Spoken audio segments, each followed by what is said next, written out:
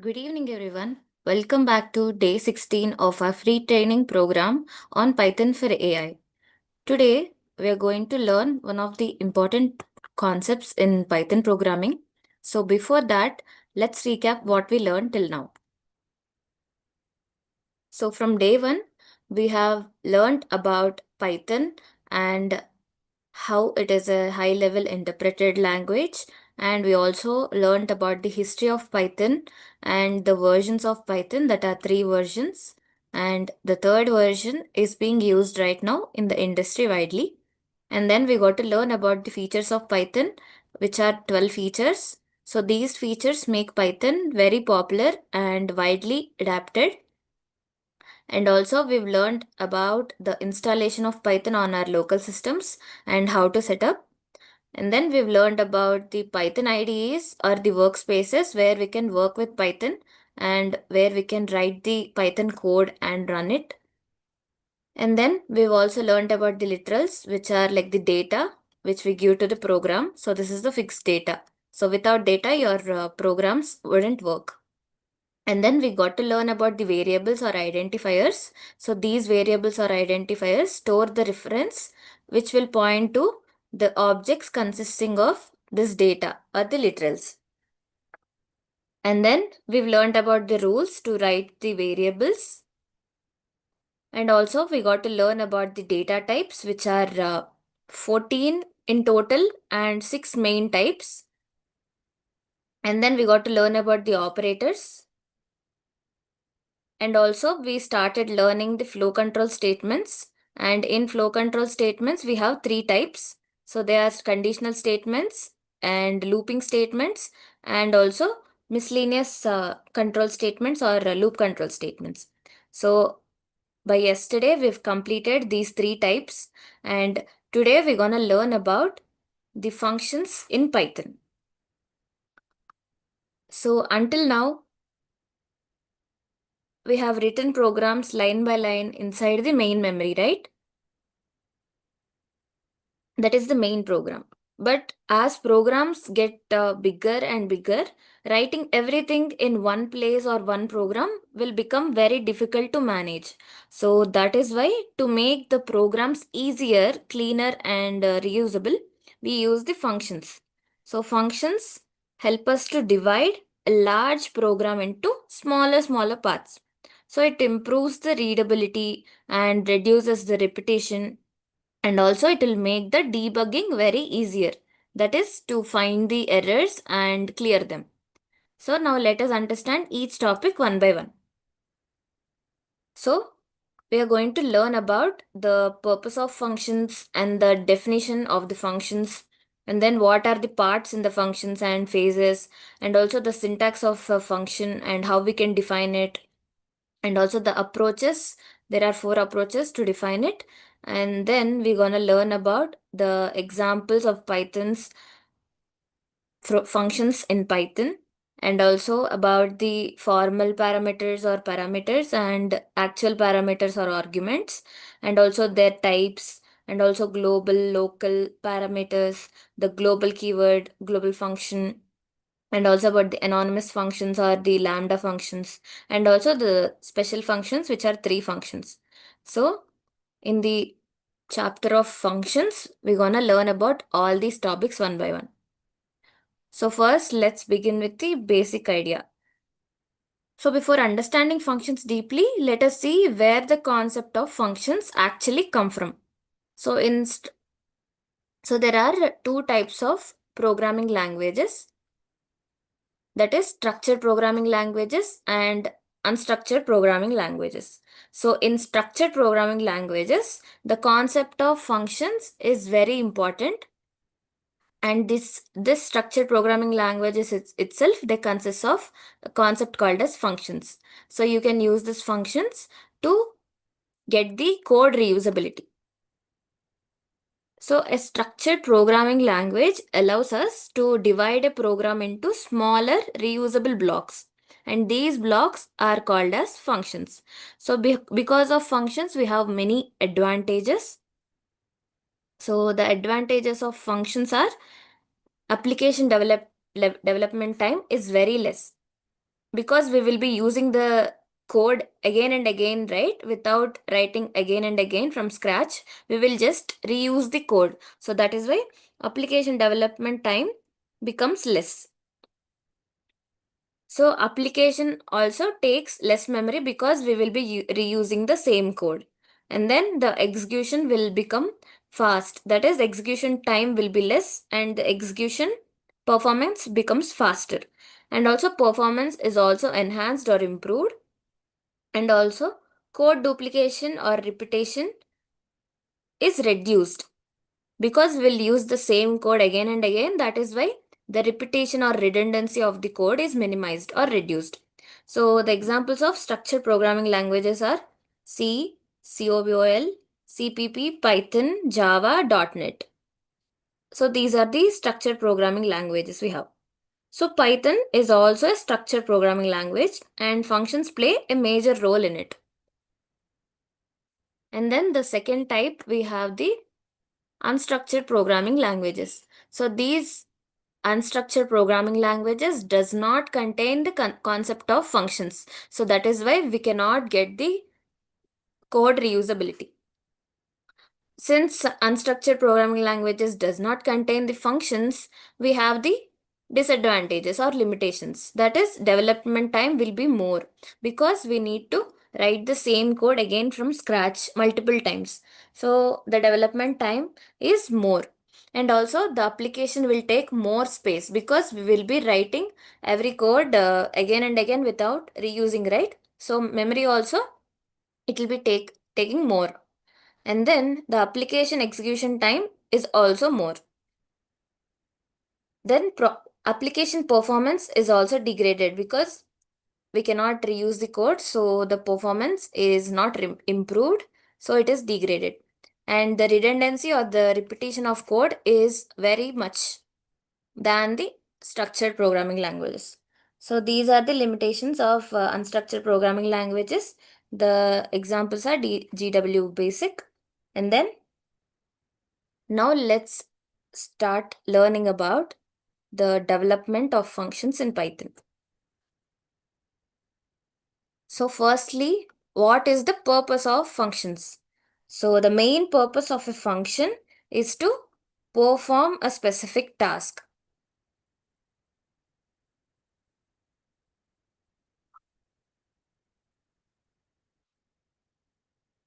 So the purpose is to perform a specific task and to provide the code reusability.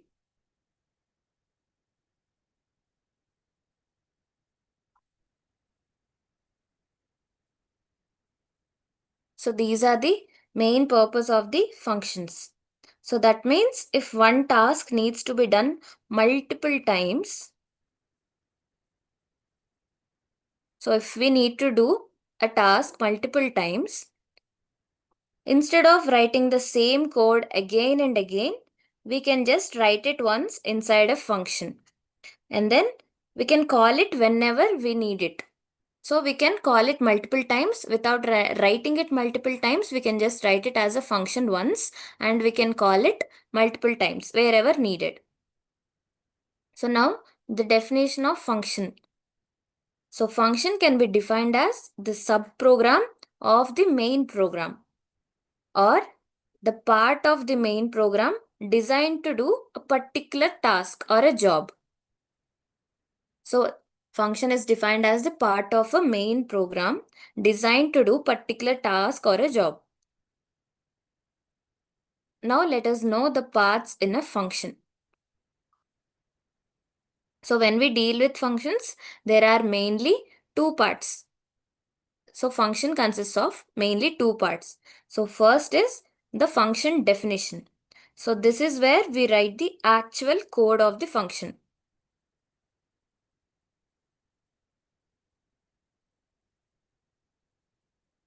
So in the function definition itself, we will be writing the actual code of the function. A function definition is usually written only once. So it exists only once. And the second part is the function call. So function call means this is where we will use the function.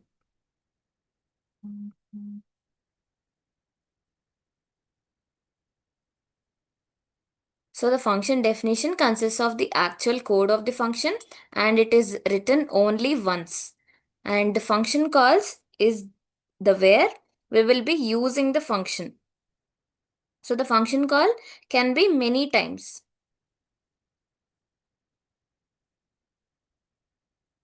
So these are the main two parts of the function, that is the function definition and the function calls. So for every function call, so there must be already a function definition. So otherwise, Python will give us an error called as name error. So when you're calling some function using the function call, there must be already a function definition written already. So even if the function definition is written only, we can call it. If we call some function without writing the function definition, we will get an error, that is the name error. So in simple words, function definition means creating the function and writing the actual code of the function. And function call means we will be using the function. So moving on, let us know about the syntax for defining the function.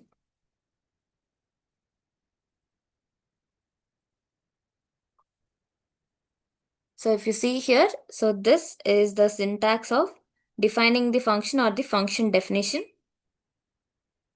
So here we have def. So this is used to define the function. So this is a keyword and then we will be writing the function name and we'll have a parenthesis and we'll write the list of formal params or the formal parameters. So here you can mention how many parameters or the variables you can use and this is the function heading. And then inside of this we will have the function body which consists of the main block of statements which will perform our operation. So let's understand each part. So first, the def is a keyword. So the word def is a keyword in a Python and it is used to define the function, programmer defined function. So this will define the programmer defined function or the user defined function, you can say. So you are creating it as, it is not a built-in function, right? Which you are creating here. So it is a user defined, that is you are creating it on your own. So this def keyword will define a user defined function. And then we will have the function name. So this is the name we give to the function. And using this name only, we can call the function later. Using the function call, which we learned, that is the second part, right? So we can call the function using the function name itself. And then we have the parameters or the formal parameters. So parameters are like the variables. So these variables are written inside of parentheses. And these are used to receive the values from the function call. So when you give a function call using your function name, and inside of this, I'll be giving my values. How many parameters are there? That many values I'll be giving such that these input values, can be given to the function and the operations can be done. So here the formal parameters are the parameters used to receive the values from the function call. So this will receive the values and this will give the values to inside of the function body and then performs the operations. And then we have the doc string. So a doc string is an optional string actually, and it is written inside the function. So it is used to describe what the function does. So this is an optional string. You can skip this as well. So what it does is it is used to describe what the function actually does. And then we have the function body. So this is the block of statements inside the function. And this block contains the actual logic or the operation. So what the function actually does, that operations are present inside of your function body. So in this function body, we can have local variables. So inside a function, if we create variables, they are usually called as local variables. So if I create some variable, say a here, this variable can only be used inside of this function. Okay, we cannot use this variable again outside the function. Like you cannot access this variable, these variables outside from the outside of the function. Only this function can access or use your variables. So that is why these are called as local variables. If we are performing some addition operation, let's say I want to take input two numbers. So that is why I'll create a variable a and b and take the inputs. So that is why a and b can only be used inside of this function. So that is why they are called as local variables. They cannot be accessed from outside of the function. So important point you need to remember is a function definition will not execute by itself. So it will be executed only when we call it. So definition or the function definition is just like you're defining the function and it is being there. So it is not executed automatically. Only when we do the function call at some place in the program, then itself, due to the function call, this function will be executed and the output will be given to the function call back. So what we learned is the function definition consists of two parts, that is function heading and function body. And function heading consists of the def keyword, which is used to define the user defined functions, and we'll have the function name. So using this name only you can call the function anywhere in the program, and you will have the list of formal parameters. So these parameters are like the variables which take the input or the values from the function call.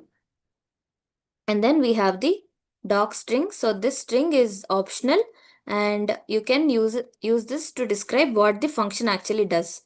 And then we have the function body, which consists of the block of statements, and these statements will contain the actual logic. So this contains the actual logic of the function. And this function body consists of local variables if needed. So that local variables are only used inside of that function and we cannot use them outside, or outside functions cannot use the local variables of this specific function. And this function definition will not execute by itself. You need to call the function and then it will be executed and it will give the output. Now let us know about the defining and calling of a function. So as we just learned, a function is defined using the def keyword, right? So you can use def and start writing your function. So we'll write a function name here. So this consists of the function name and then parameters. So these parameters, let's say I'm taking two variables, that is a and b. So these will be the formal parameters. You can just create the function without the parameters also, so they are optional. Or you can just specify the formal parameters. And then this will have the block of statements, that is the function body. So this consists of the actual operations which the function should do.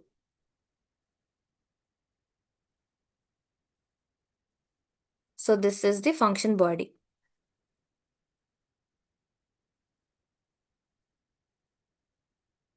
So generally the syntax is def space function name parenthesis parameters, and inside of that, and then you should give the colon obviously, and then you should give some indentation and write your block of statements such that when you call this function, these statements will be executed. So this function definition will be executed only when it is called. That is the function call. Using the function call, you can call the specific function using the function name, and then only this function will be executed. and then calling a function. So calling means executing the function using its name. So how you can call the function, let's say specific this function we are calling. So the syntax is function name. Whatever the function name you've given while defining it, you should use the same name. And inside of that, you can give the arguments or the actual parameters. So let's say I have some definition of a function and I'll give a and b. So these are like the formal parameters, right? We will know about the parameters and types of it in depth in the next class. So just remember these main points first. So these are like the formal parameters, like the placeholders, okay? So when I call the function, I'll be giving 2, comma 3. So these are like the actual parameters or the values. So what happens is when I call the function and give the arguments, so these values will be taken by these like formal parameters. So this function will take 2, comma 3 values. So these are actual parameters or arguments, and these are like the formal parameters or parameters normally. And you can use these values inside of your statements and perform your operations. So that is how you can call a function. And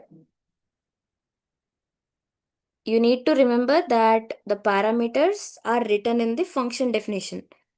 Parameters or the formal parameters are in the function definition, and arguments or actual parameters are passed during the function call.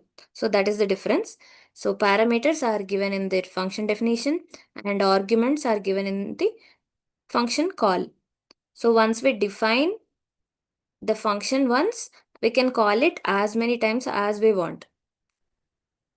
So function is executed using its name in the function call.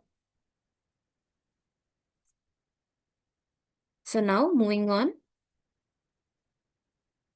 we have the return statement in a function. So the return statement is used to send the result back to the caller.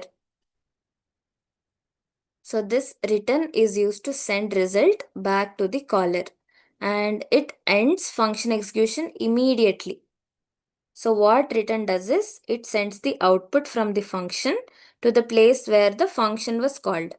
So if you see the example here, I have def, that is the defining my user defined function, that is the add function, and this consists of formal parameters a comma b. So these are the formal parameters or parameters, and I've used a return function here. So return a plus b.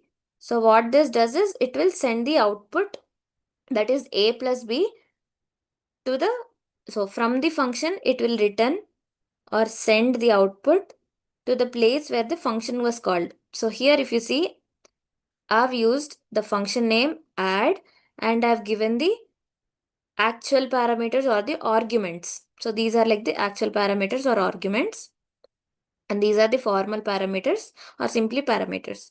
So what this does is when I call the function here, this add function is called and a will take the value of 5 and b will take the value of 3, and it will go to the statements.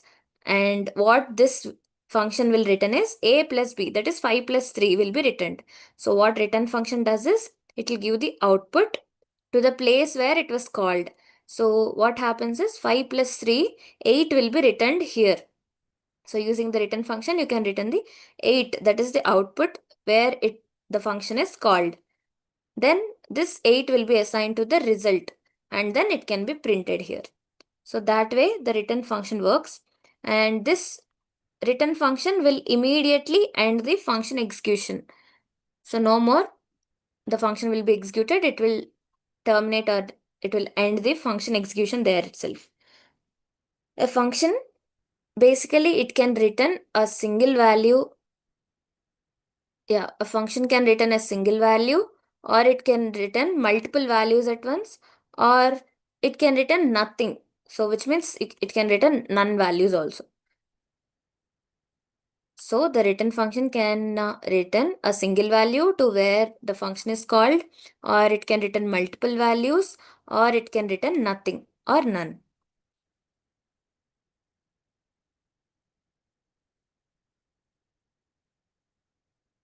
So the main role of return is to give the final answer back from the function. So from the function, it will give the final answer or the output to where the function is called. Now let's look at the coding part of functions.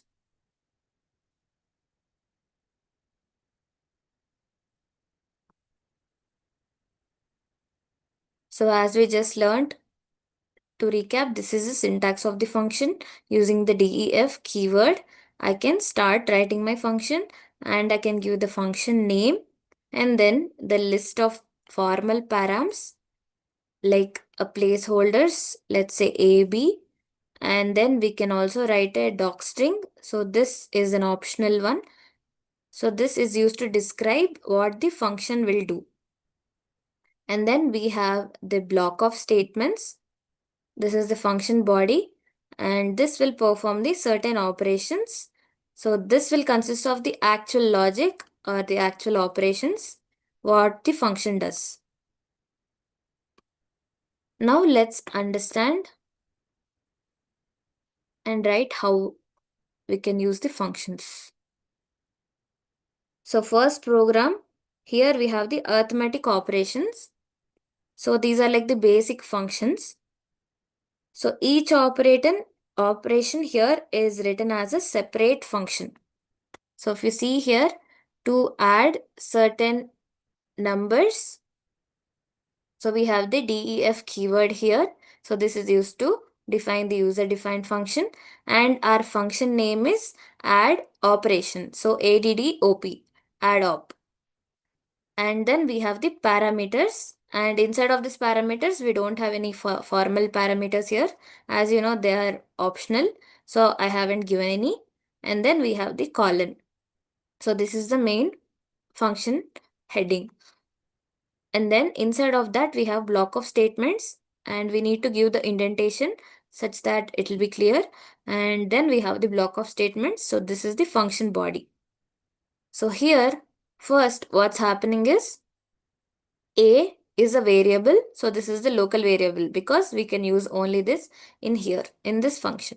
So we have A and A is equal to float of input of enter first value for addition. So the input function will be giving us the prompt enter first value for addition and this will be printed in the output. And user will need to enter some value, let's say 3. So after he enters 3, the input function will take that value as a string value and it will convert. So using this float typecasting technique, so this string 3 will be converted into a float value that is 3.0. So A will be assigned with 3.0. And then we have a second variable that is B and this consists of float of input of enter second value for addition. So this prompt will be given to our user and he'll be entering the value which he needs to add to 3. So let's say 4. So when user gives it as 4, so the input function will take the value as a string and then using the float typecasting technique, this 4 string will be converted into a float value. And this float value of 4.0 will be assigned to B. So now A value consists of 3.0 and B value consists of 4.0. So after taking the inputs, we need to perform the operation and print it, right? So here we have print of, in the string we have sum of the two numbers equals to the output. So dot format function we have used here and the first A can be written here. The value of A will be written in the first curly braces and the second variable that is B will be writing in the second curly braces and the value of A plus B will be written outputted in the place of third curly braces. So this is how we'll get the output that is sum of A comma B values equals to a plus b. So this is how the print statement will work here. So now sum of what it will print is sum of 3.0 comma 4.0 equals to 3.0 plus 4.0, a plus b will be returning us 7.0. So this is how we'll be printing it. So but as we learned, a function definition doesn't execute itself, right? So this part from here to here, this is the function definition. This will be executed only if you call the function. So as you can see here, I've used the function name, add operation, parenthesis. So this is the function call. So only when I call the function, all these operations will be executed.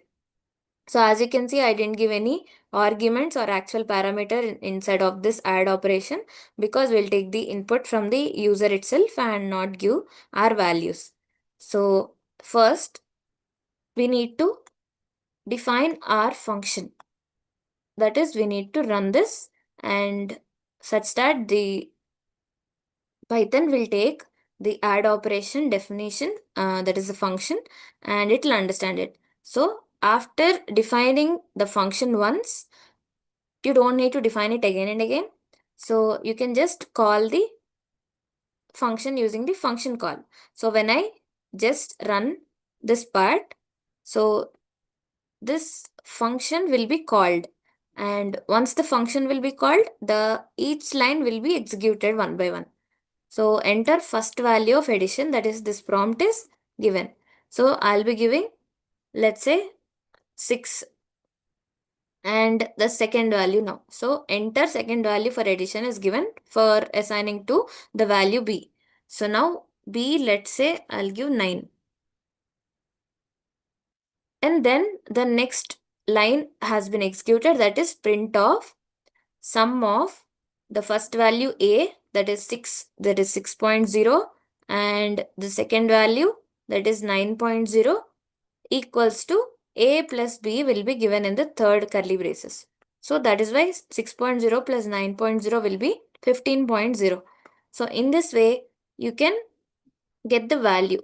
So I can just I can use the function call how many number of times I can want. Okay, so I'll just use it once again and I'll perform the addition. So I can use it again. So we don't need to define the function again and again. We just need to write it once and execute it such that the program or the Python will remember the function, and I can use this function again and again using the function call, and I don't need to write it from scratch multiple of times. I can call this function using the function call again, and I can give new numbers and I can get the addition.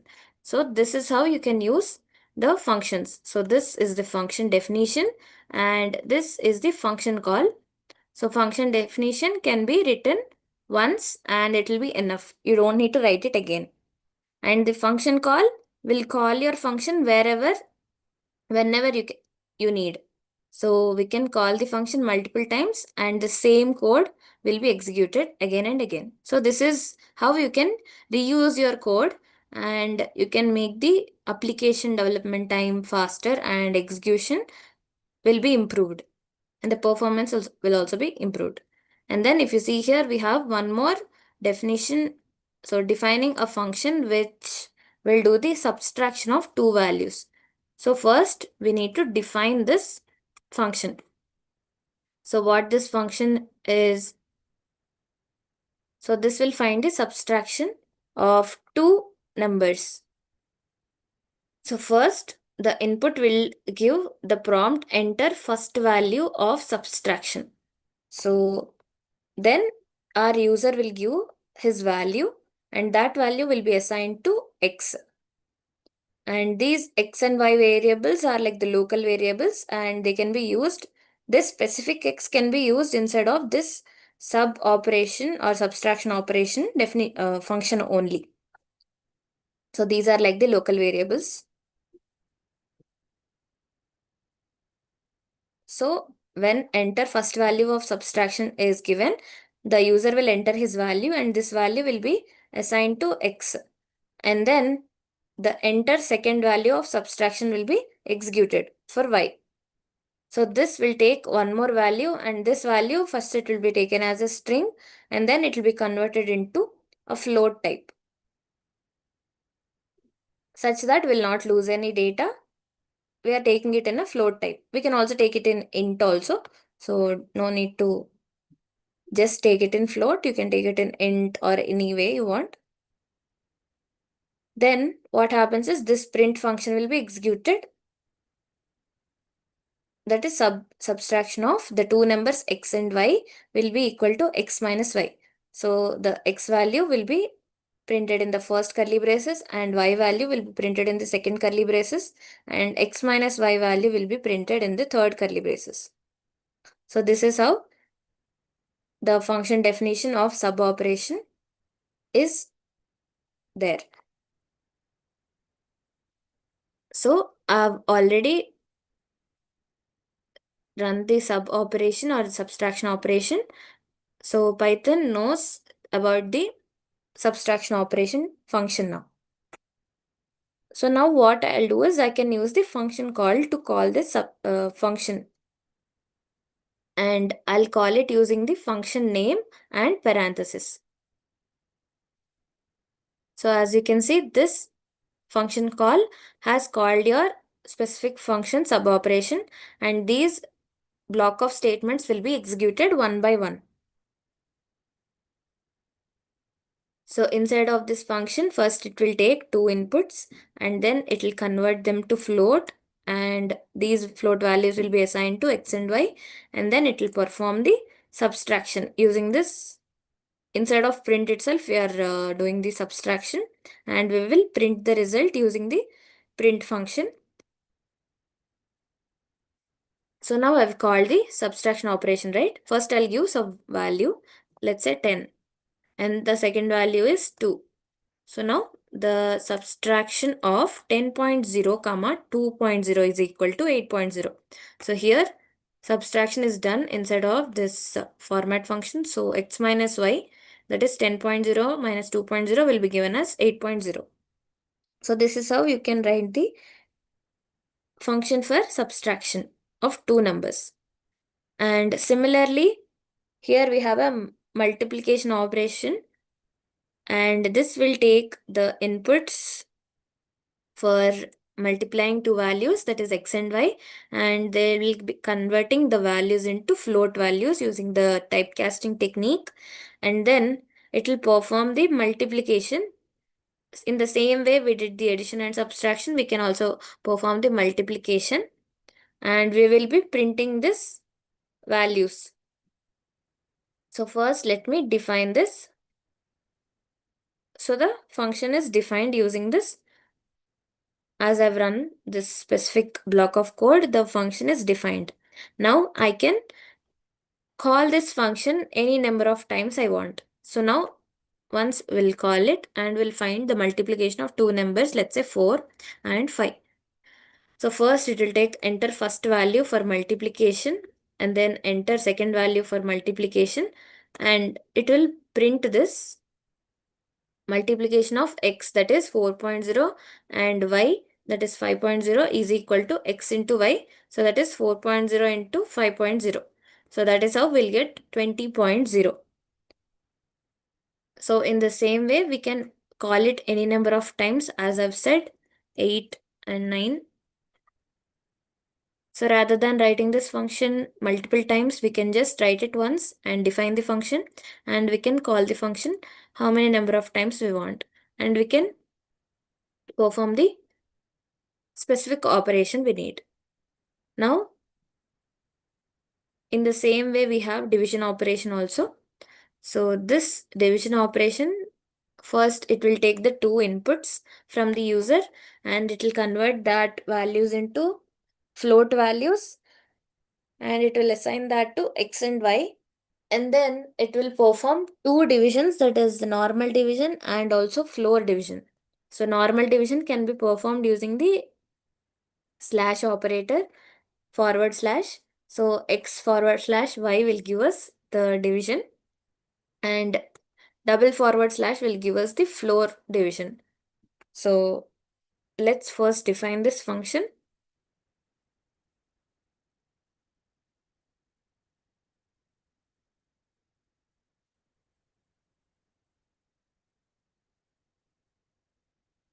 So the function is defined, and now we can call the function how many number of times we want.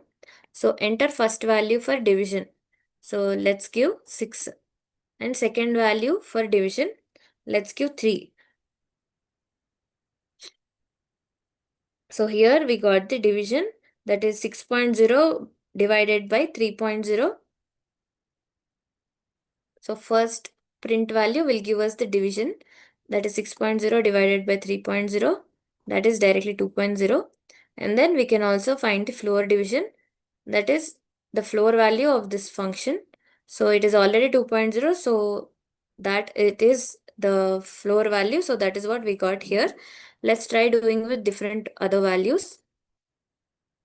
So let me just call the function again. So now we'll give the first value as 10 and second value as 3. So if you see here, first x value is taken as 10.0. So first it's taken as 10 and converted into float value using the float typecasting technique and converted into 10.0. And the second value is taken as 3, right? So it will be converted into 3.0. Now we will be using the print function, that is printing the division. So using the forward slash, we are printing the division, that is 10.0 divided by 3.0. So the answer will be 3.3333 and so on till 5. So this way we'll get the division, and we can also get the floor division using the double forward slashes. So floor division means floor of this value, right? That is, it will lie between 3 and 4. So that is why we'll take the lower limit. So it will just remove the decimal part completely and give the integer part only. So that is why we got 3.0. So in this way, I can find the division and floor division, and I can use the function number of times. And then we also have the modulo division, that is finding the remainder of two numbers. So when we divide two numbers, we'll get the remainder using the modulo function, modulo operation. So let's give 7 and 2. So when we divide the 7 and 2, we'll just be doing 7, 2. So 2 3s are 6. So our remainder will be 1. So that is why when I did using the modulo operator, we did the modular division, and the first value is taken as 7.0 and second value is taken as 2.0, and that will be equal to 1, right? So as these values are in float, the output is also in float, so that is 1.0. So this way you can just take the inputs and print your output, and this is the function definition, and you can call it number of times. So these are all just the basic operations you can perform using the functions, and here exponential operation will just find the power of the values. So x is here the base value and y is the power or the exponent value. And first you need to define your function.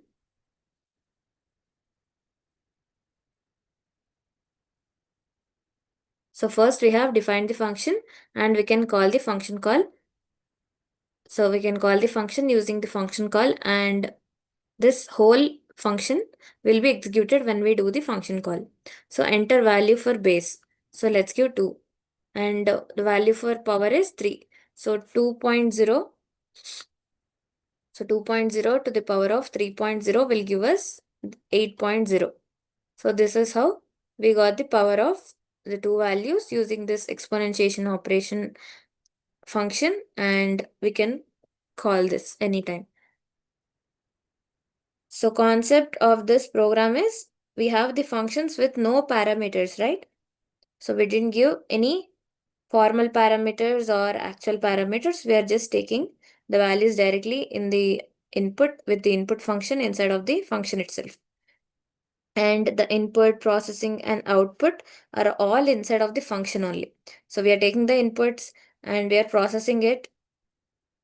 So we are processing it and we are giving the output using the print. All inside of this function only we are doing. So this is simple but repetitive code. So a little improved version of this big program is, what we'll do is we will take a function named as read values parenthesis OP. So OP here is the operation we need to do, and that is the formal parameter here. So OP, what it does is, so read values of OP, what it does is this function, this will take the operation name. So what operation we want to perform, it will take the operation name, and after that it will read two values.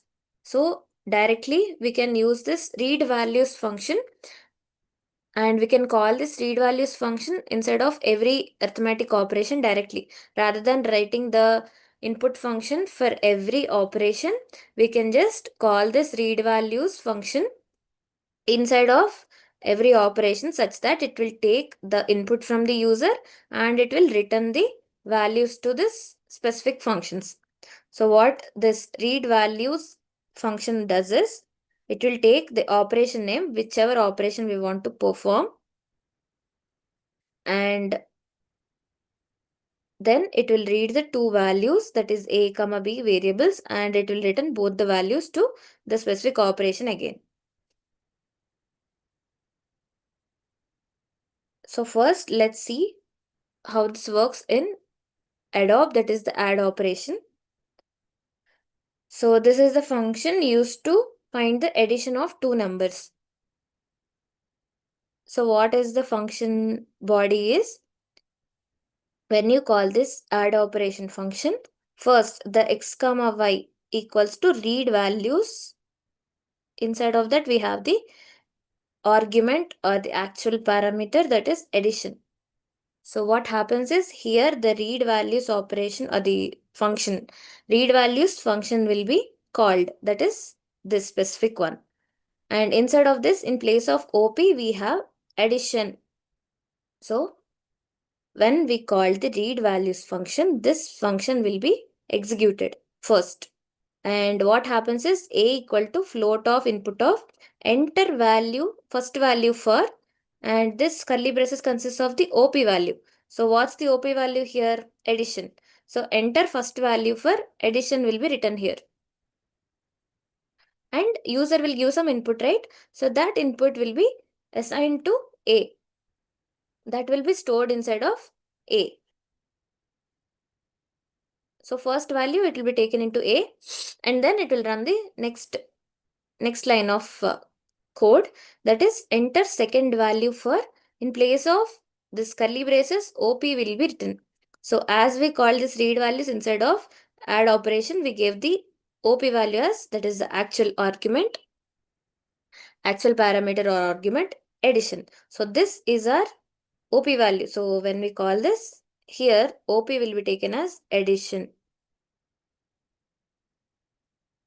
And here second value for addition will be written. Then what happens is, our user will give the second value also, some value, let's say b. So this value will be assigned to our variable, local variable p. So now we have taken both the inputs from the users, right? So after taking that, we will use the return function to return a and b values to the place where the function, that is the read values function, is called. So where is it called? Here it is called. So this a and b values, let's say I gave 3 and 4. So as their float values, a will be 3.0, b will be 4.0, right? So this a and b values, which are 3.0 and 4.0, will be returned or given where the function call has been done, that is here. So what happens is, x comma y will be equal to 3.0 comma 4.0. So this is a multi-line assignment, right? Multiple assignment, that is 3.0 will be assigned to X and 4.0 will be assigned to Y. So rather than writing again and again the input operation inside of each function of your arithmetic operations, we are just taking a specific or separate function to take the input from the user and give that values to your arithmetic operation function. In this case, we are giving it to addition operation. So now, as the values are returned from the read values function, x will be assigned with 3.0, y will be assigned with 4.0. So these are just the placeholder values, example values. Then the next line of code will be printed, which is inside of add operation, that is sum of 3.0. So first x will be printed at the first curly braces and y will be printed at the second curly braces. So sum of 3.0 comma 4.0 will be equal to x plus y, which will be in the third curly braces position. So 3.0 comma 4.0 will be doing the addition here. So we'll get the output as 7.0. So this happens when you will be calling the add operation. So once you call the add op function, so this is the function call, you will call the add op function. So what happens is this function will be called first. That is, this function will be executed first. So inside of this add operation, the first line will be executed. And there we have read values operation. So this is the function call of this function. So inside of add op function, we have the read values function is called. So as this has been called, so this function will be executed. So this is the function call. So here at this position, this function will be executed and it will take the values and return the values. And the user will, after giving the values, these will be returned. The values of A comma B will be returned and these values will be stored at the place where the function is called, that is here. So A and B will stored in X and Y. So X and Y will be equal to A comma B. So A value will be stored in X, B value will be stored in Y. So this way the values will be stored and then we will print the add operation. So this is how the two functions will work. So instead of writing the input function for add operation, subtraction operation, multiplication operation, we are just separately writing a common function, that is the read values, which will take the values and it will return the values to the specific function, that is addition or subtraction or multiplication functions. So if you see here, the other operations also use this function, that is the read values. So similarly, when your sub op or subtraction operation function is called, what this does is this will execute the sub op function. So this function will be executed. So this consists of two lines of code. So first, a comma b equal to read values subtraction. So we called the read values function inside of sub op function. So that is why the function here will be called. So add read values function is called. This function will be executed. And this will execute this set of statements. So if you see here, this is the argument, that is subtraction. So this is the formal parameter and OP value here will be subtraction. So the actual parameter is subtraction and this here OP value, which is a formal parameter, this will take the value of subtraction because we have given that in place of OP. So when this code runs, so A value will be equal to float of input of enter first value for the OP will be printed here, that is subtraction, that is enter first value for subtraction will be printed here. And the input which user gives will be stored in A. And then B variable will be executed. So float of, input of, enter second value for subtraction will be printed in this line. And then after user gives the value, this value will be stored into B. So now we got A comma B values, right? So after getting A comma B values, what is happening here is we have return function. So return function, what it does is it will return the values of A and B wherever the read values is called. So as here in the sub operation, we've called the values here, right? So these A and B values will be returned here only. So here we have the local variables for sub operation also can be A and B. So or X and Y also you can take. So here if I take, let's say, X and Y. So this A and B values from read values. So this A and B here, these are the local variables for read values. And this A and B, these are the local variables for sub operation. So you can just use the names, but this A and B can be only called or used instead of read values. This specific A and B can only be used instead of sub operation. So these are different and these are different. So this values will be returned and it will be given to this A and B, and A will be some value which user gave and B will be the other value which user gave. And after getting A and B values, the sub operation, the next line will be executed, that is print of subtraction of the A value and B value, and the output will be A minus B. So this is how you can perform the subtraction operation. So whenever here we have one more function, that is multiplication operation. So when multiplication operation function is called, so this will execute the multiplication mul-op or multiplication operation function. Inside of this, we are again calling the read values to take the input from the user. Rather than writing it again and again, we are just calling the read values function such that when I call this here, so this function will be executed now. And this will take the values for enter value for multiplication and enter second value for multiplication. It will take the values, and after taking the values from user A and B, it will return the A and B to the location where the function is called, that is here. So x value comma y value equals to A and B. So A value will be taken by x, B value will be taken by y. And after getting the x and y values, so this print function will be executed and we'll get the multiplication. So first, let's try doing it. First, you need to define your read values function. So I've defined it, and let me define add operation function and subtraction operation function and multiplication operation function first. So now I have all the functions defined and I can reuse those functions again and again. So first let's call the add op function call. So this, you can call this anywhere in the program.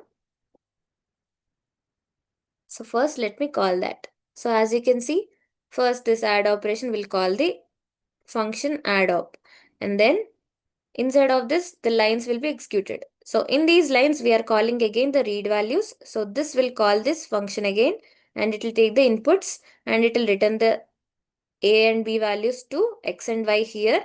And these X and Y values will be used for printing the addition. So here first value will give at 4 and second value is 5. So if you see here, we got the sum of 4.0 and 5.0, that is equal to 9.0. So again, rather than writing the input functions in the sub operation again, I'm just using the common function which is read values for taking the input from user. So when I call the subtraction operation function, first here this function call will call my definition of this is sub operation will be called, and it will execute the first line of sub operation. That is, it consists of read value sub function call again. So this function call will call this function read values and it will execute the block of statements inside of this function. So first As we gave the value here, that is the actual parameter as subtraction.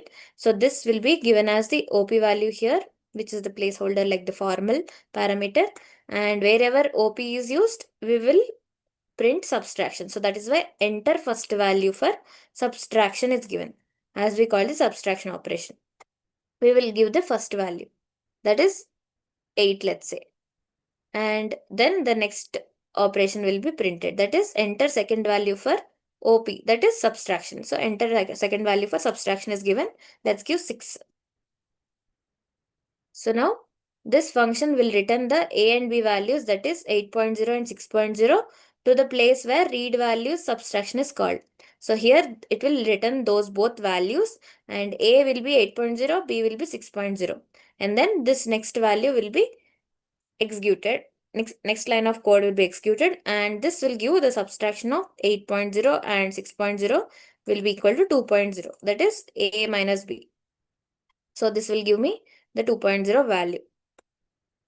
So in the same way, we can just define the division operation function and modulo operation or modular division function, and also exponentiation operation. And we can just call these now. So this first calls the div op function, and instead of this, we're calling the read values, which will take the inputs. So that is why we got enter first value for division. So first value I'll enter, that is 9. And second value, let me give it as 4. So here if you see, after getting values from read values, so it will perform the division operation and floor division operation. So division of 9.0 and 4.0 is 2.25. So as I've done the floor division, the decimal part will be removed and it will only give me the integral part, that is 2.0. So in this way, I can also perform modulo division. Without writing the input functions again, I can just call the read values function here. So the first value of modular division, let's keep 7 and 3. So this will give me the remainder of 7 and 3, that is 7.0 and 3.0, that is 1.0. And then I can call the exponentiation also. So first value, let's give it as 3, and second value, let's give it as 2. So 3.0 to the power of 2.0 will give me 9.0. So this is how you can just reuse the function, that is read values, to take the input again and again. So what is happening here is we are reusing the code according to the drive principle. So function calling another function. So function of arithmetic operation is calling another function which will take the inputs. So that function, read values function, will return me multiple values, that is A and B. So it is returning multiple values, right? And these values will be used by the arithmetic operation functions. So this is how you can have a cleaner and professional code. Rather than writing this again and again, you can just use a common function to take the inputs. Let's continue with the next program. So here we have a program accepting list of names and sorting the names in both ascending and descending order. So this is like a real world structured program. So first, let's understand the function definitions. So we have the function read names.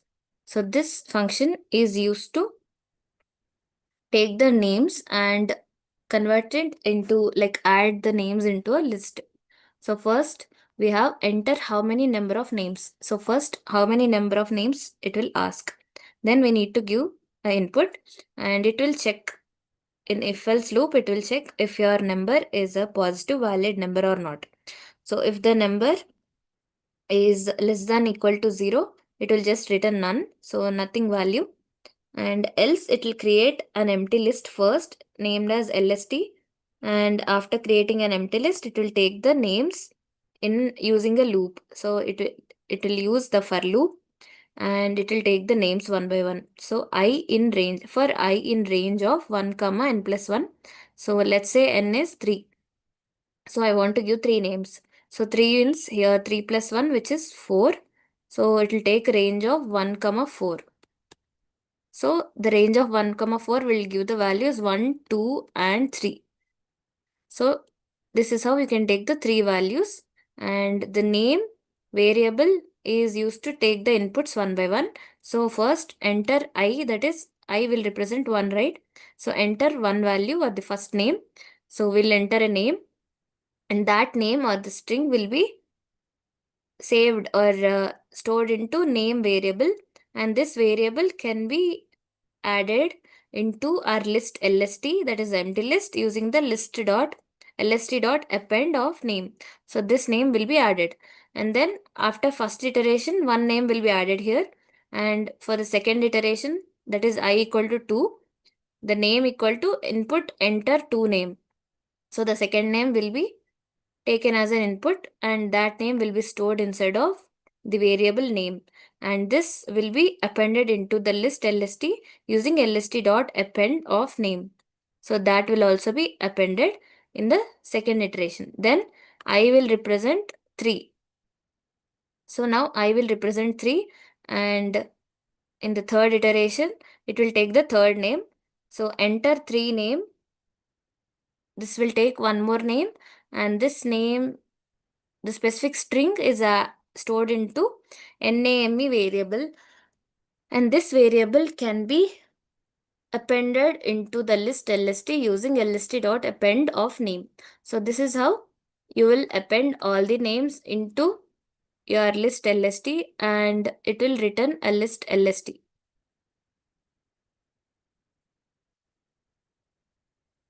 Then we have two other functions or function definitions.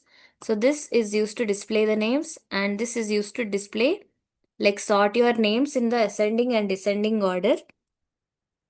So what this does is, first the display names. So here we will get the list of names, and that will be displayed with a, first a line will be printed, that is a collection of hyphens, and here name is the control variable, and this will take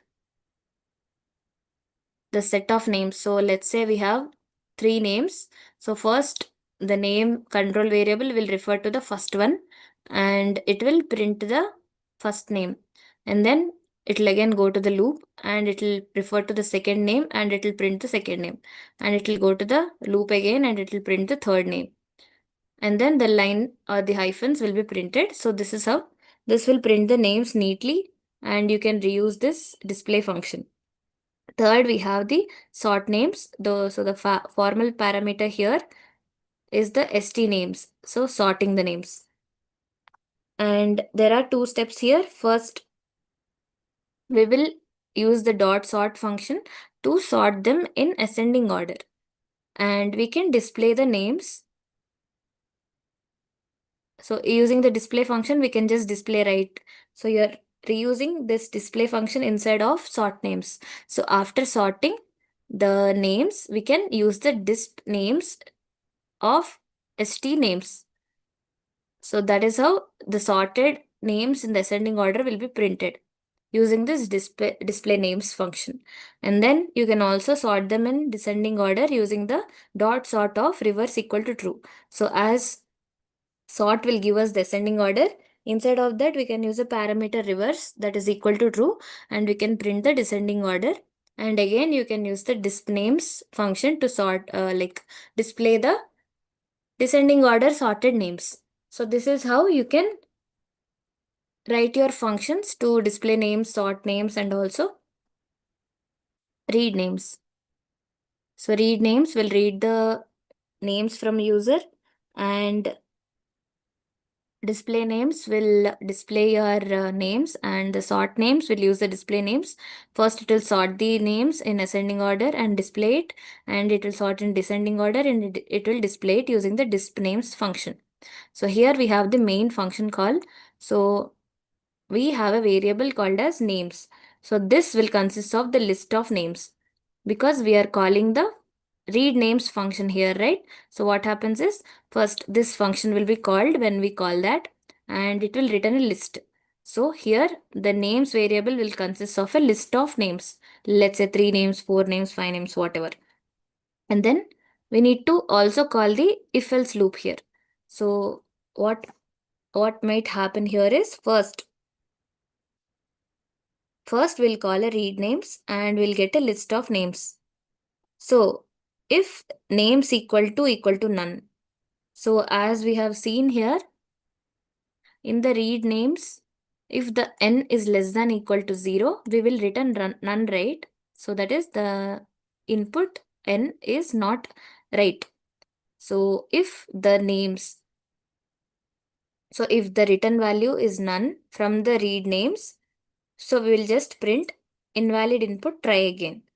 So if it is not and n is greater than 0, then we will take one name, one by one we'll take the names from the user, and then name equal to none will be false when the n value is greater than 0 and right input.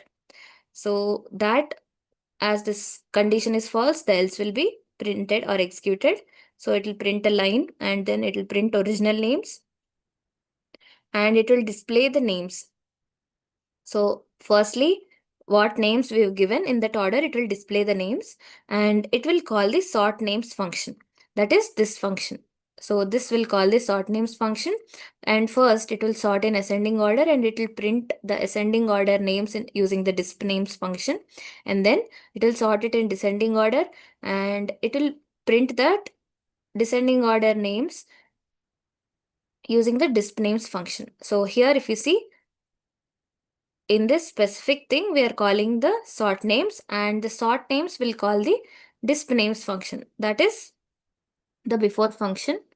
So we are calling function inside of function. So we are calling this. So this is the function call of this function and these statements will be executed and it will be returned here. So all these values, whatever we have here, will be returned in the place of function call.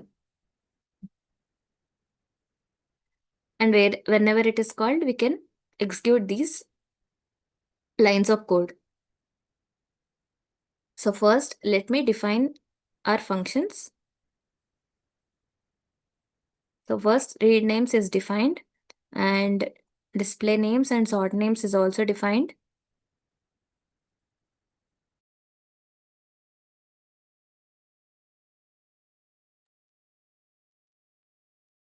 So now after defining the functions, we need to function call and we need to also call the if else loop.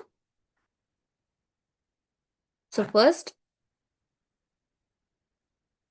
let's try calling this and it will take the number of names. Let's say 4.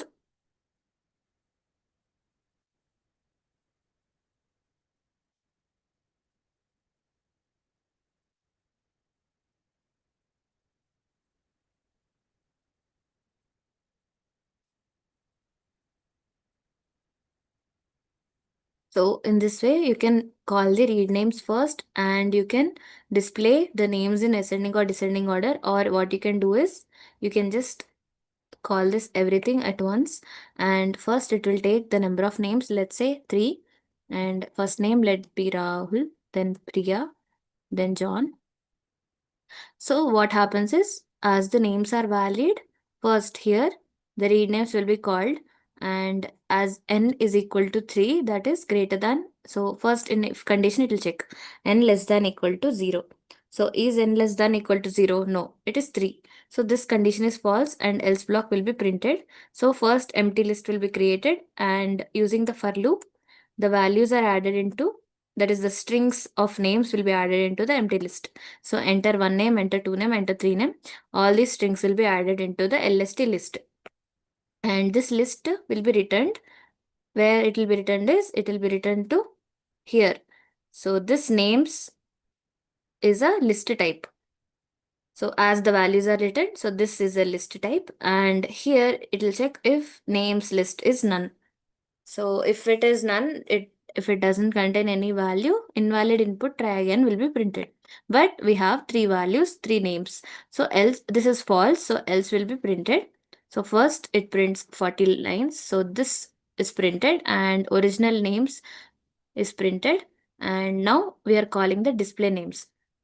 So this display names will print these names one by one using the for loop. So first it will print a line, that is this. So it will print a line, and using the for loop, it will print the names also. That is, in which order we give, it will print in that order. That is Rahul, Priya, and John. And it will print a line again to have that division. So this will be printed. And now the sort names has been called. So the function sort names has been called. So these line of code will be executed. And first these st names. So the list of names we got is Rahul, Priya, and John. So these list of names will be given here, and those names will be sorted into ascending order first. And we'll print names in ascending order, that is this line, and we will print that names using the disp names function.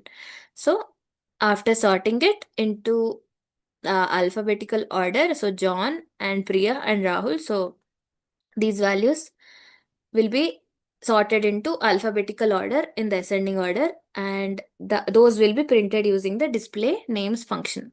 So in this way we can use a for loop and display that, and then these are sorted into descending order using the reverse equals to true, and print names in descending order will be printed. That is, here names in descending order is printed, and now we will display the st names, that is in the descending order from Rahul, Priya, and John. So in this way we'll be printing the names in the descending order. So this is how the functions to print take the names as inputs and print will be working. So in these three programs we have covered like the functions working together, like we've read about the read names. So this will take the input, and display names will display the names, and sort will do the processing. So this is how one function will take the input, and one function does the processing, and one function will give me the output.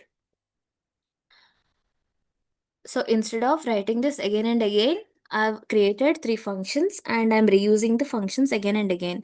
So I'm also calling one function instead of another function, that is display names I'm calling inside of sort names function, such that when this is called, and we'll execute this first two lines, and then we'll call the display names function, and then we'll execute this line of code, and again we'll, after completing that, this output will be displayed in the place of the function call here, and then we'll move on to the next lines of code, and again when it is called again, we will execute these lines of code wherever the function is called, and then we will move on to the next lines.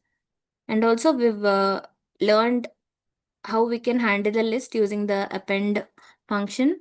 So to add names into the list, and also to sort it, to sort the list in ascending order and also the descending order, and how we can return a value, that is return lst. We are returning a list which consists of number of names. And also each function has one responsibility, that is read names will take the input, sort names will process the input, that is the list of names into ascending and descending order, and then display names will do the output. It will give the output. So each function has one responsibility. So if you see here, the first function we have, we are writing each arithmetic operation using functions only, but we are taking the inputs again and again. So each function is independent here, but code is repeated. So the input, taking the input is repeated again and again. So when you come to the second program we learned, we are using a read values function to take the input again and again, instead of writing it number of times for each and every arithmetic operation function. So here we've removed the repetition by creating a common function, that is the read values function. And in the third program, that is taking the names, list of names, and sorting it in both ascending and descending order. So we created, or we structured the program like a real world software using multiple functions. So this is how in the real world we used it. We use the functions for code reusability, and we have structured the program in a real world software format. Now let us learn about the number of approaches to develop a function. So in real-time programming, functions can be developed in different ways. So depending on where the input is taken and where the output is displayed, there are mainly four types of approaches. So let's understand them carefully. So in the first approach, we will take the input from the function call.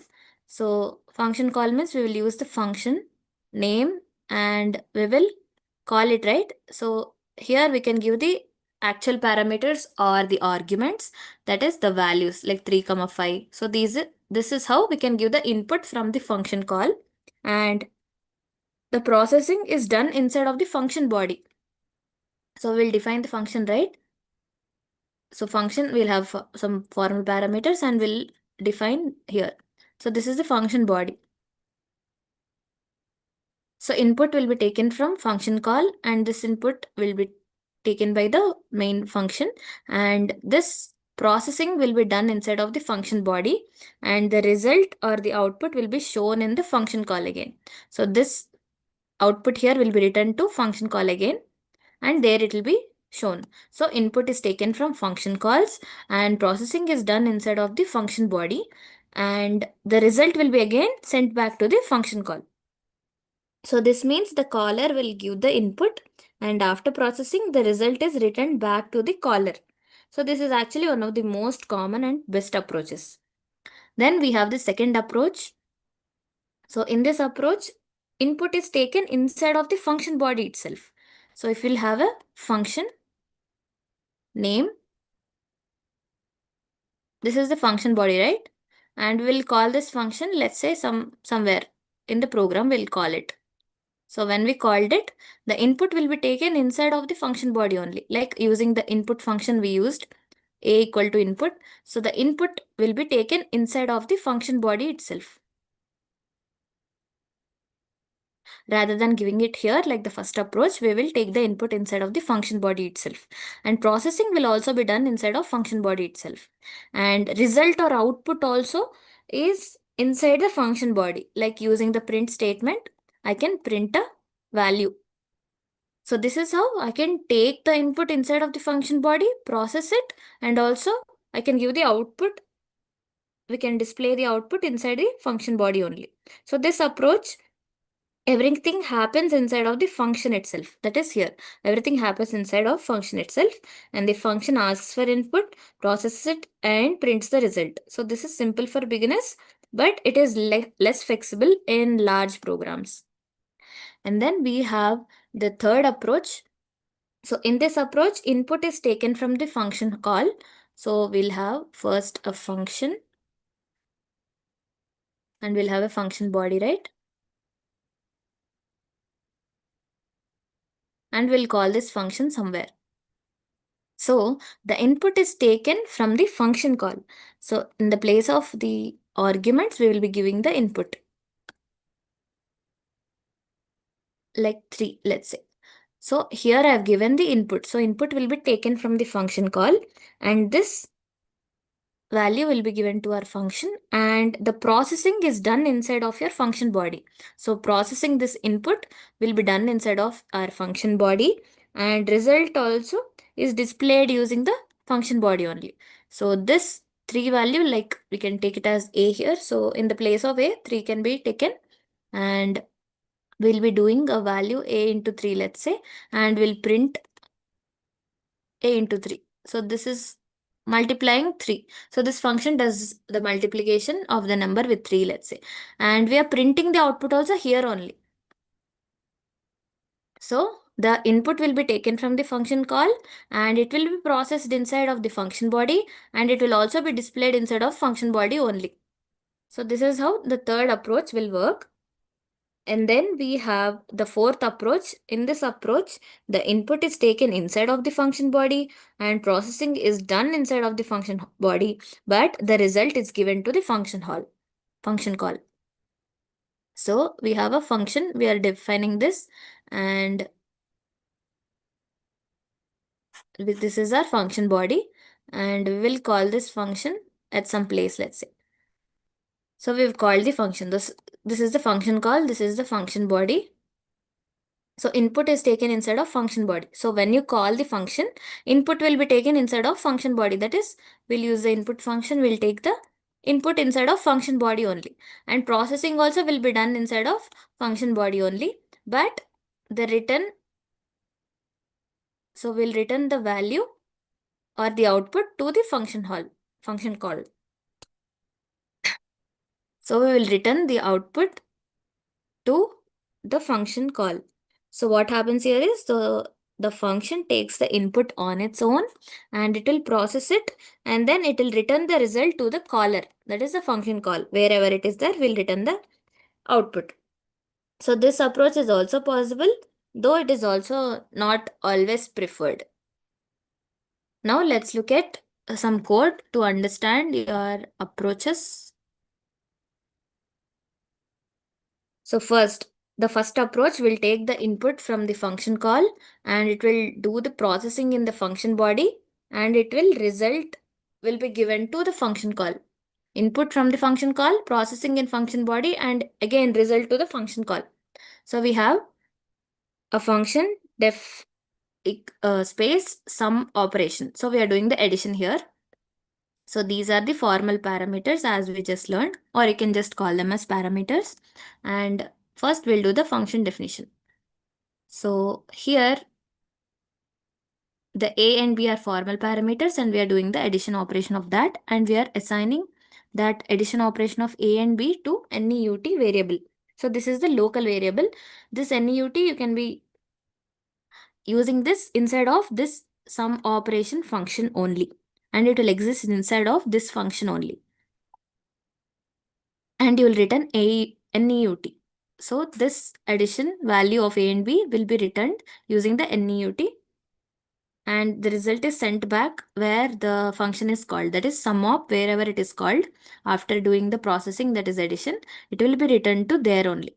So we have the main program here. So this consists of the input of the first value, taking the input, and second value also we are taking the input in the main program, and NEUT equals to, we can just take other value also here. So to not get confused, let's say let's take C.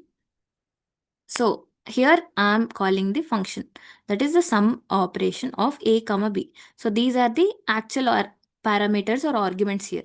So these are like the values. So whatever value I'll take here using the input functions, let's say 3, 4, I'll take 3 here, I'll take 4, I'll take here. So I'll take 3 here and 4 here. So A is assigned with 3 and B is assigned with 4. So when I do the sum of A comma B here, so that is internally sum of 3 comma 4. So 3 comma 4 are my 3 and 4 are my actual parameters or arguments. So the arguments which we give inside of the function call are called actual parameters or arguments, and these values, so this function is called, right? So this will be calling this function, and in place of A we'll take 3 and place of B will take 4, and we'll perform the addition, that is 3 plus 4, and this result will be given to NEUT. So this variable NEUT will take the result, that is 7. So return NEUT, when you do return NEUT, the 7 value, so this value will be returned wherever the function is called. So that is 7 will be returned wherever the function called, that is here.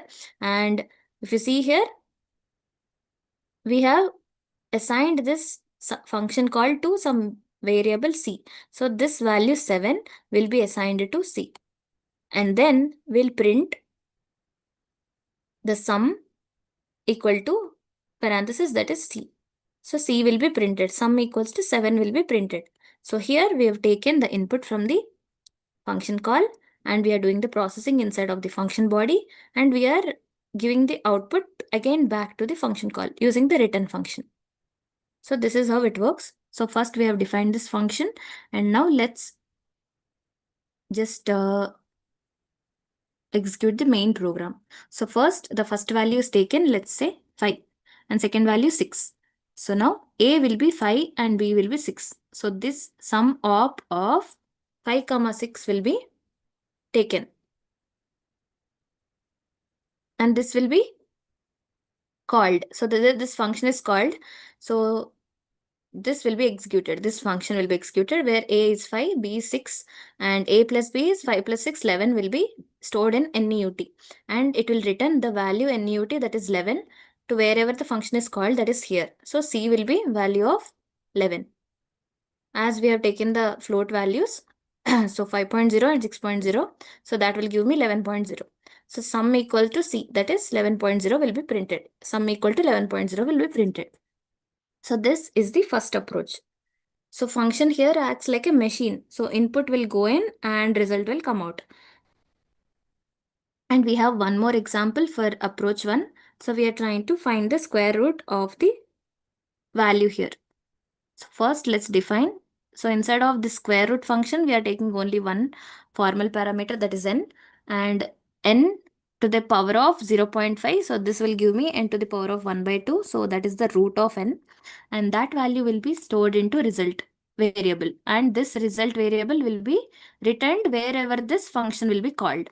So first let me define my function and let me run the main program here. So let's give a number 9. So this will give me the square root. So what's happening here is, first we'll run the main program, right? So enter a number will be given, and I've given 9, and this is converted into float, that is 9.0. So x's value is 9.0, and I've called the square root function with an actual parameter or argument x. So that is, internally it means square root of 9.0 is given. So when this is called, so this will call the function. So this function will be called, right? So in place of n, we have the value 9.0. So wherever n is used, 9.0 will be used.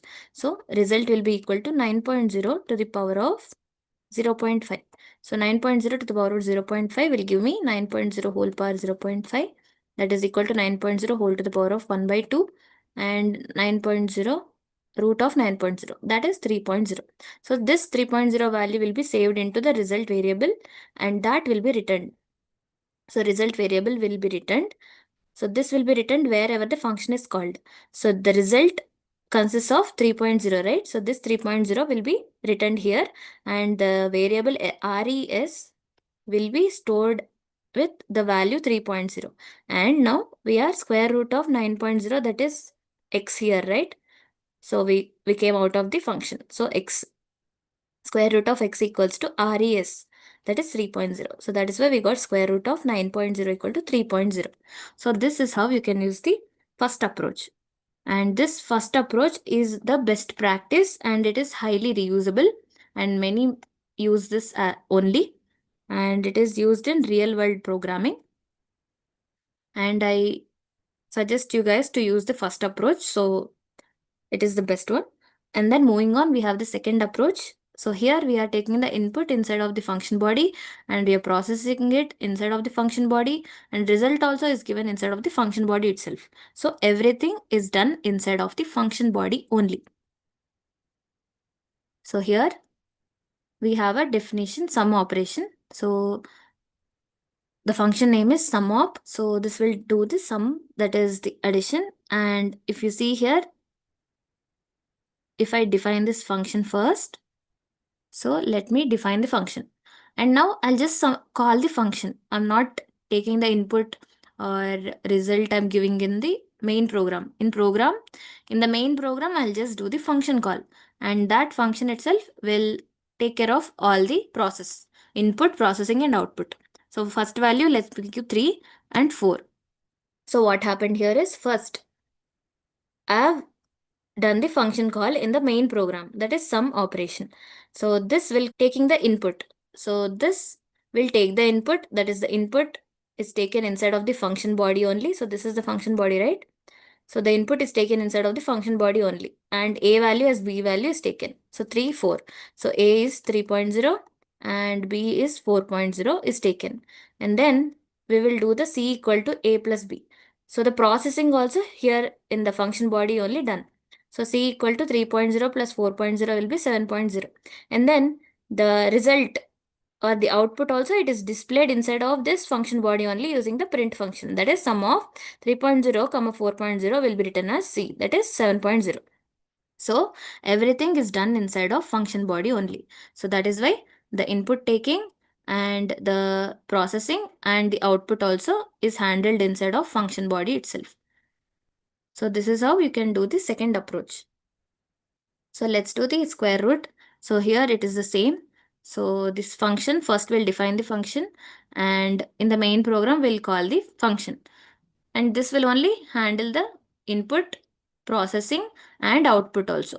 So we'll enter a number, let's say 36. So square root of 36 equal to 6. So it will take the input and it will do the processing also inside of the function body only, and it will also give the output or the result using the print function in the function body only, and it will return this. So this is the second approach. And in this approach, function will do everything by itself. So no value will be returned using the return function. No value will be returned to the function call. Everything will be done by the function only. So this is easy for beginners, but it is not reusable. So you cannot reuse the result. So it's not too preferred. And then moving on, we'll go to the third approach. So this approach, we have the input will be taken from the function call, and processing is done inside the function body, and result is also given in the function body only. So here only the input is taken care of by the main program, that is inside the function call will be giving the input. So if you see here, first let's define the function. So my function sum operation is defined. Now inside of the main program, we need to take the inputs because the function call will only take the input, right? So here I'm giving the input. A equal to input of enter first value, B equal to float of input of enter second value, and those both inputs, let's run this first. So here enter first value will take 4 and second value 5. So now what happened is, first the inputs are taken inside of the main program and these are given to the function call because function call only will take the input in the third approach. So the first value, enter first value 4 is taken in the position of A and converted into float. So A equal to 4.0, in the second value 5. So this is converted into float. So B equal to 5.0. So now the function call has happened. So internally what this will take is sum of A comma B means A value 4.0 and B value 5.0. So this happens and this will call the function. So the function is here and this function will take care of the processing and result, that is the output also. So here when you call this function, x value will take the 4.0 and y value will take the 5.0 and these values will be used wherever needed. So z equal to x plus y. So this is the processing we are doing. So we are doing the addition, right? So here z will be equal to 4.0 plus 5.0, that is equal to 9.0. And the output or the result will be printed inside of the function call or function body itself. So function body only will take care of the result also. So that is why we are printing here, that is sum of x. So x in the first curly braces, y in the second curly braces and z in the third curly braces. So that is why we got sum of 4.0 and 5.0 is equal to 9.0. So in this third approach, what happens is input will come from the function call that is outside and function only will process and output or the prints the result. So function body will do the processing and printing the result. So here key point is result will not be returned. So there is no return function, right? So we don't have any return function. So result won't be returned. Only it is displayed using the function print function. So result only will be displayed but not returned because there is no return function. So we have the third approach where we are doing the square root. So first we'll define the function and here I'm taking the input in the main program. So input will be taken from the main program and that input will be taken by the function call and this function is called, that is square root of 9 I've taken. So square root in the place of n, 9.0 will be taken, and 9.0 to the power of 0.5, that is root of 9. So that will be stored in res, that is result, and that will be printed. So here the input is taken care by the function call. So that is the outside the program or the outside the function, and the function will take care of the processing and displaying the output using the print statement. So this is the third approach, and result will not be returned here. It will only be displayed using the print function.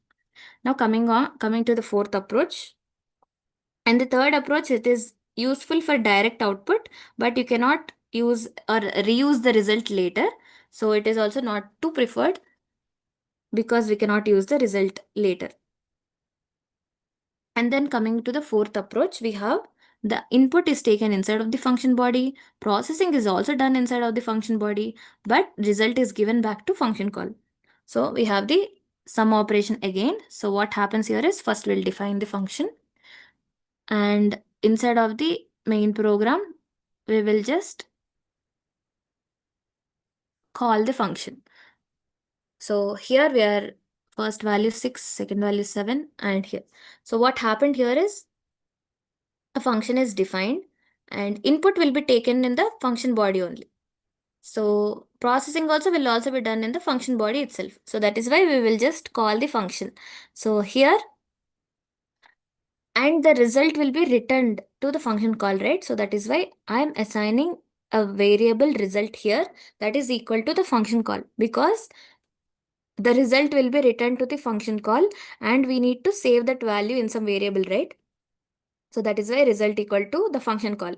So when this line is executed, the sum op function will be executed. So this lines of code will be executed and this function body itself will take the input. So here enter first value 6 is taken and enter second value 7 is taken. So here a equal to 6.0 and b equal to 7.0 is taken. So inputs are taken inside of function body itself, and these are processed also inside of function body only. So c equal to a plus b. So the processing, that is the addition, is done inside of function body only. That is 6.0 plus 7.0, that is 13.0 is saved inside of the variable c. So c. And this c variable is the output of the addition of these both values, right? So this will be returned. So return c is given and this c value, that is 13.0, will be returned to the function call. So that is why this function call is assigned to some variable outside of the function. So the c value, that is 13.0, will be returned to the place where function is called, that is here. So that will result equal to 13.0. So this 13.0 which is saved in c, as the c is returned here, so 13.0 will be saved into result variable, and this result variable is printed here using the print function. So that is why input will be taken in the function body only and processing also will be done in the function body only, but the result is given back to function call. So we'll return the value to the function call and we can print that value using the variable wherever we have given.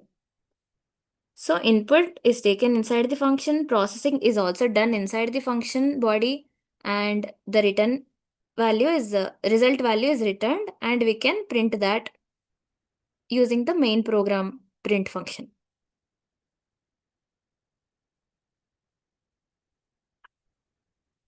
So this is how we can do the fourth approach. And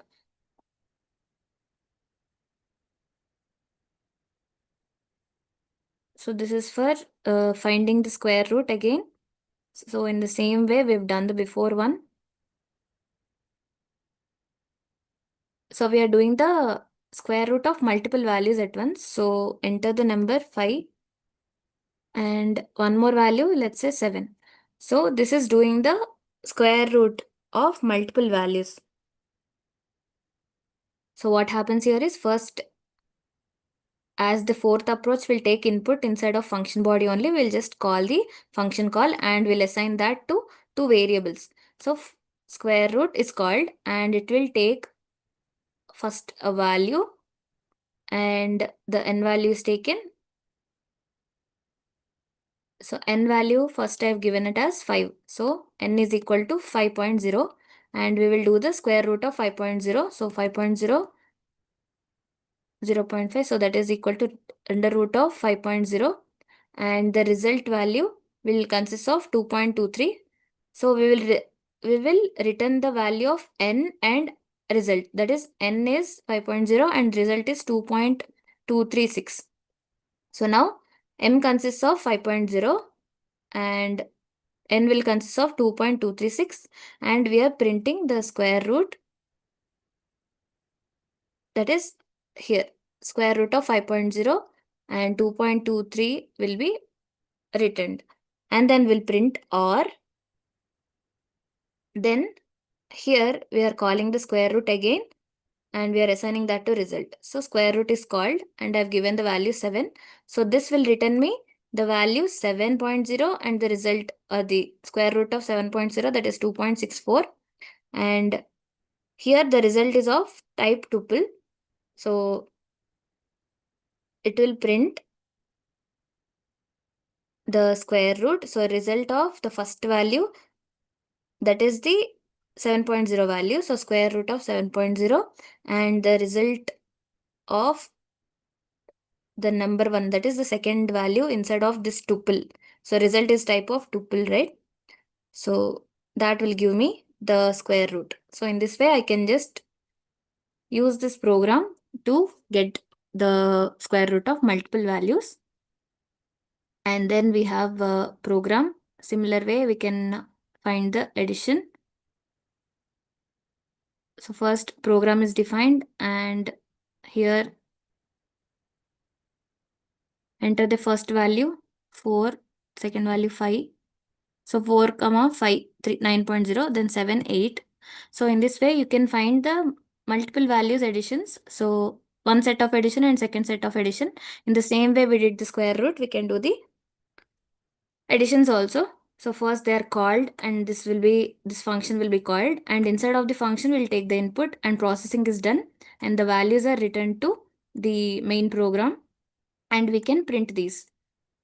So in the fourth approach, mainly you need to remember is input is taken inside of function body and processing is also done in the function body, and the result will be returned to the main program and we can print the values in the main program using the print function here. And you can also do multiple times. So in this way, you have 4 approaches. So in the first approach, input will be taken outside, output is also returned in the outside, that is main program. So this is the best use case. And in the second approach, we are taking input inside of the function and output also will be giving inside of the function only. So return function won't be there and it is for beginners. And the third approach, we are taking input outside of the function, that is in the function call, and we are doing the output in the inside of the function. Inside of the function body, we will give the output or result. And there will be no return function because we are directly printing the result in the function body only. We will not return any value to the function call. So this is also only display purpose. So the fourth one is we will take input inside of the function body, processing also inside of the function body, and output will be in the main program, that is outside of the function. So that is why as it is outside, that is it will give to the function call, we will need a return function, and this is also very flexible use case. So functions will be deferred based on where you will take the input and where the output is given. So in real world coding, please prefer the approach one because it is the best use case and it will avoid too much input inside the functions. And everyone, I request you to practice or try doing these problems. Please take a screenshot of these problems and please do every one of it using the approaches. So first, the function to check prime number and to calculate the area of triangle using all 4 approaches. And also we have 4 more practice problems. So please do every problem. Please take a screenshot of this. So let me just quickly recap. So a function is a reusable block of code and functions help in reducing the code repetition. So function has mainly 2 parts, that is function definition and function call. Functions are defined using the def keyword and then we'll have the parameters and arguments. And then we'll have a return function which is used to send the result back to the caller. That is a function call. So function can be developed in different approaches. That is the four approaches depending on input and output handling.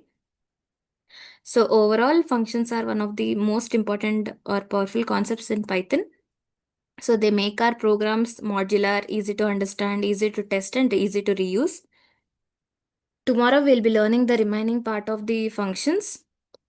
So by the end of tomorrow, you'll have a strong understanding of functions. So that is very important. And if you want to visit the previous classes, you can go to the Python for AI 2026 playlist, and you can revise the topics from day 1 to day 15. And tomorrow we'll be learning about the remaining parts of functions. If you have any doubts, please put it in the chat box, and please wait for the feedback form. Thank you for listening, everyone. We'll meet again tomorrow. So see you in the next class.